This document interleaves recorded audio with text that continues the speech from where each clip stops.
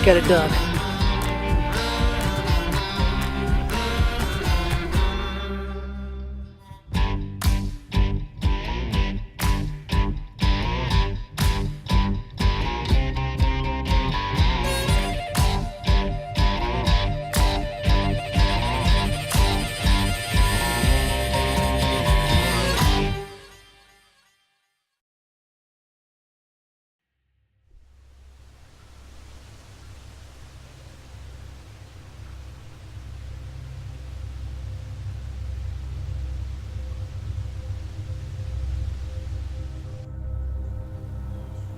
My 2017 deer season had a different feel to it than normal.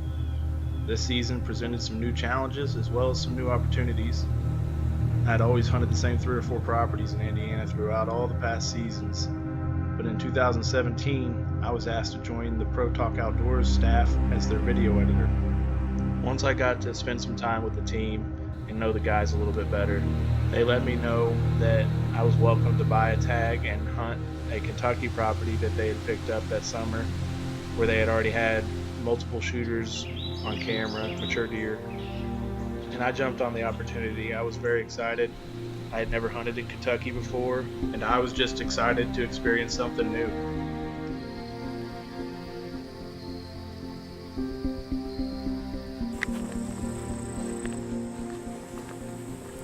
Dave and JP filled their buck tags the first week of September. It was the middle of the month by the time I got to be in the stand as a hunter rather than a cameraman. At this point in the game, a lot of bucks that we had had pictures of throughout the summer had shed their velvet, and they had quit showing up on the cameras in daylight.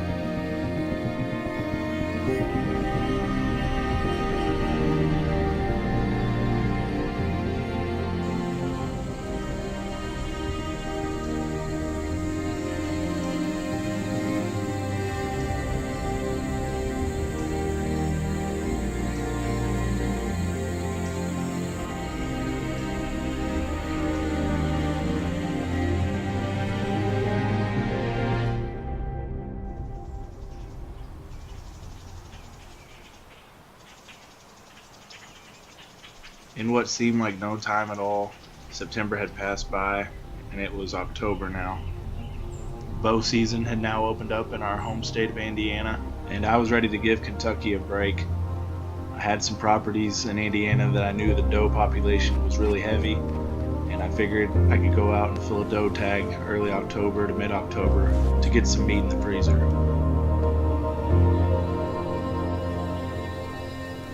Alright, we're out here in Indiana, trying to get a doe on the ground this morning. It's October 20th, and I'm in one of my areas that I don't plan on having a whole lot of luck harvesting a buck this year. I don't go into my good areas in October, mid-October, in the mornings unless I'm doing what I'm doing today, which is slipping into an area that I can get into pretty easily with the hopes of putting a doe on the ground from the freezer.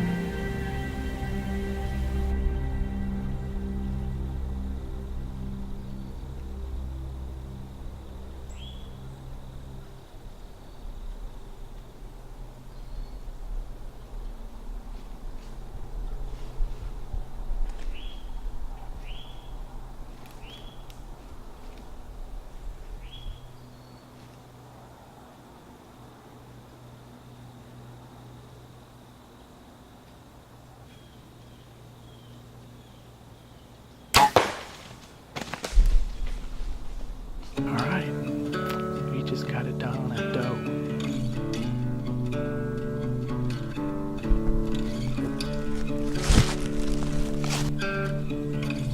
Now that I had some venison for the freezer and late October was on the horizon, it was time to start focusing on finding a buck to hunt.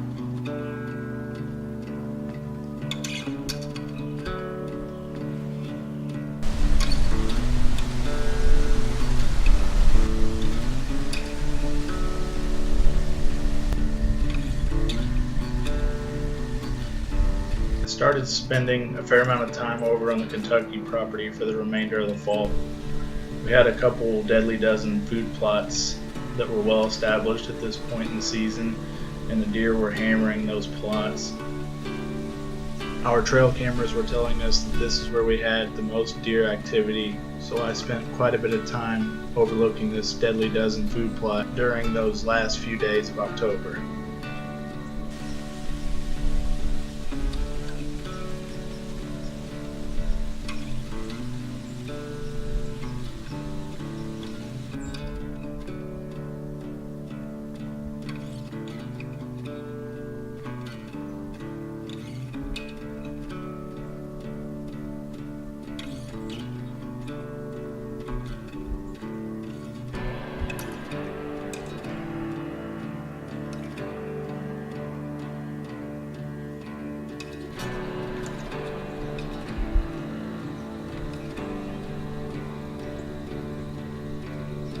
Although we were seeing good deer numbers on every evening hunt on this food plot, we weren't seeing any of our mature deer or better deer that we had on the property, so I decided it was time to change it up.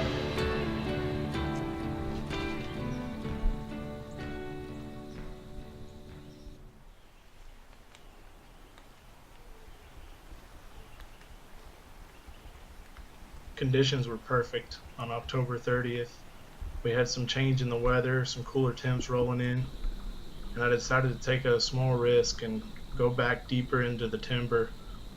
I say small risk basically because entrance and exit on this stand was it was one of those places where I could potentially bump some deer out on the way out at night.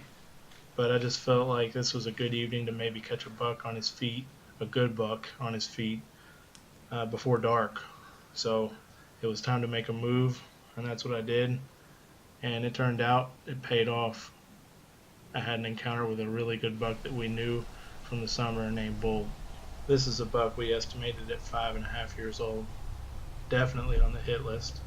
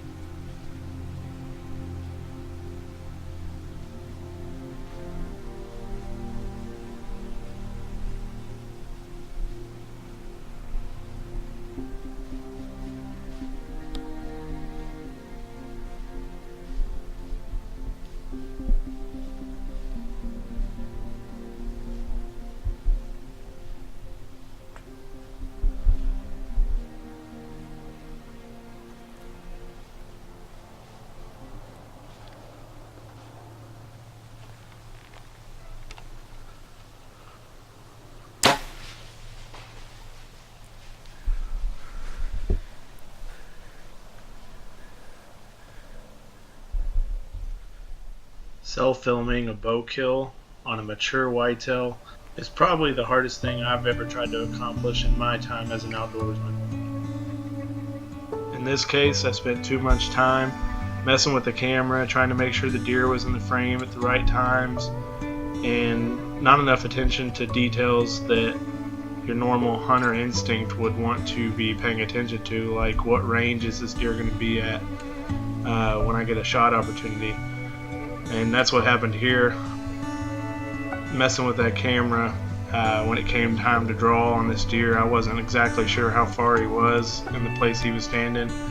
I guessed him for about 35, and in fact he was probably less than 30 yards. And I had to watch that arrow and that blue nocturnal soar right over top of his back.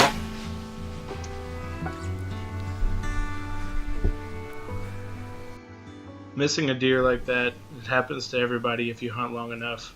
But I wasn't going to let it keep me down. The calendar had just flipped over to November, and some of the season's best hunting was still to come. Day by day, the rut started to pass me by, and it seemed like the only type of deer I could find were 1.5-year-old bucks or lone does. Before I knew it, the middle of the month was here, my vacation was ending, and the last good buck I saw was all the way back on October 30th. In my line of work, late season hunting opportunities are few and far between. I knew if I was going to make something happen, I needed to do it soon. I had never self-filmed a whitetail buck harvest, even though I had tried a few times in the past. I really just wanted any decent deer to come along, especially out of state, where I've never killed a deer before, to give me that opportunity.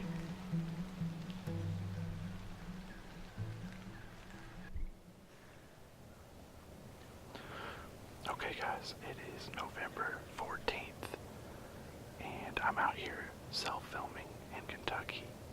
Again, I've been out here a lot the last 2 weeks. This is the last week of my vacation. It's a Tuesday right now, and it's gun season in Kentucky. So I've got the muzzle loader with me. There's some doe bedding not real far from here, and a lot of thick cover nearby, and right behind me it's thick. So I brought the climber in here, and I'm trying this out for the first time. Like I said, I'm self-filming, and not sure what to expect. What happened next, as you can probably tell by the footage, happened in the blink of an eye. Just like that, an opportunity that was too good to pass up was right in front of me, point blank, and I took advantage of it.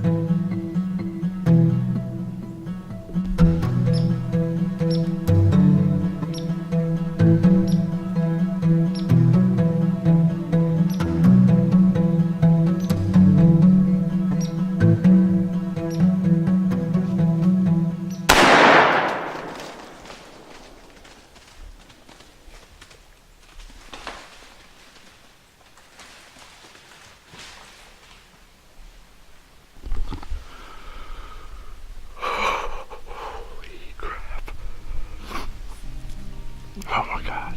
Okay. Okay, so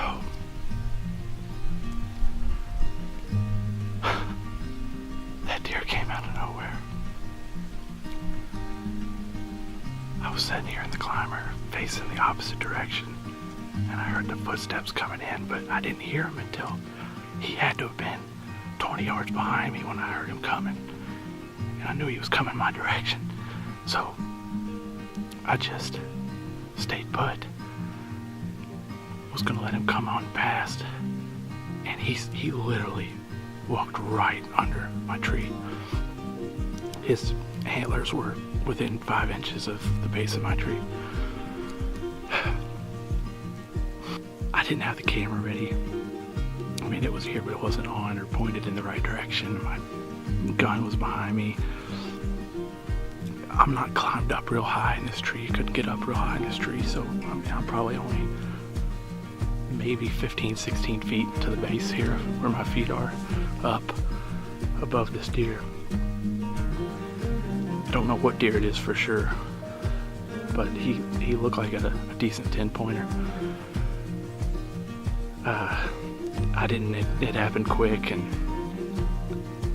I'm not exactly sure what deer it is. He looks like a decent deer. I'm pumped up, man. God, I've been coming out here and hunting hard. It's a long drive to come out here and hunt day after day after day. It's a grind. It'll wear you out. So to finally have it done on a good deer, oh, I'm pumped up. Yeah, baby. Yeah. All right, guys. I was waiting on Dave, went back out of here and got to the truck, loaded up all my stuff out of the woods. I haven't went down to recover him yet. I wanted to wait on Dave to get here, and he's going to run the camera while we go recover him. I actually watched him go down from the stand this morning, and I know that he's only a few steps in the woods here. I haven't got my hands on him yet, but we can see him laying down here right now. So now that we got Dave, we're going to go get my buck. So.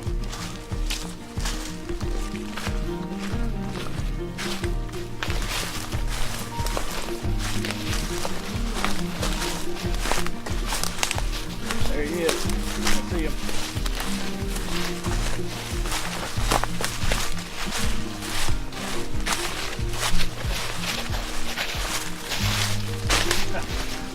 All right.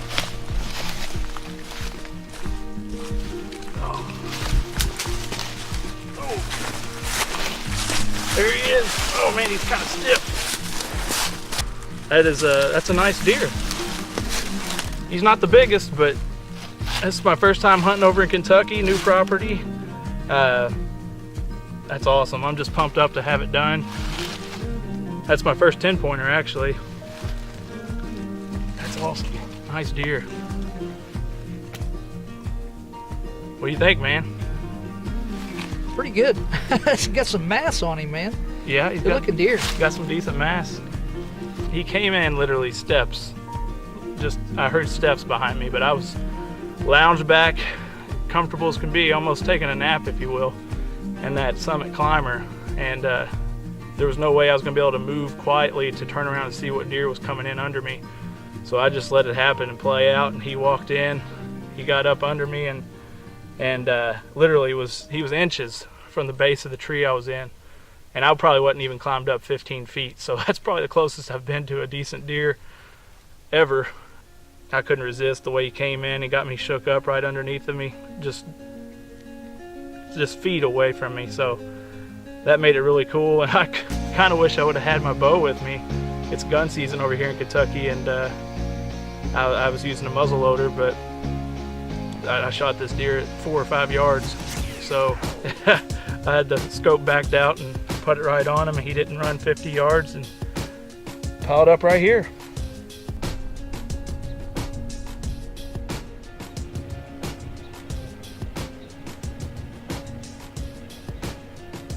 With that said, I generally never have any luck hunting it. It's almost like it all happens at night.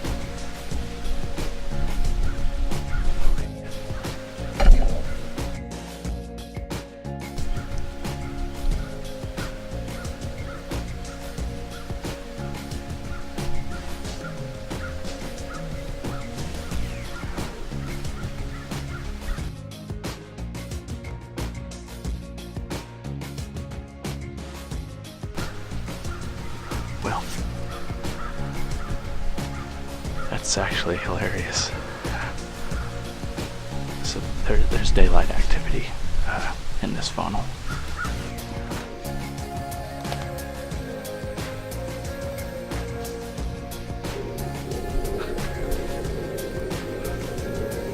What can you say?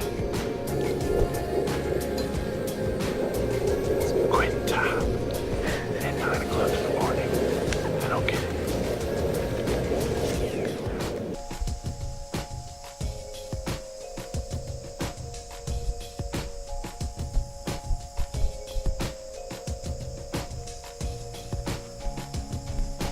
I look alright. Can't believe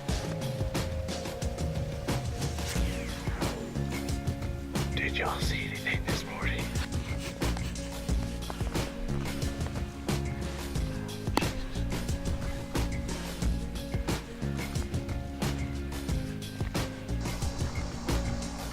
The 2017 deer season was a grind, possibly tougher than any that I had experienced before it.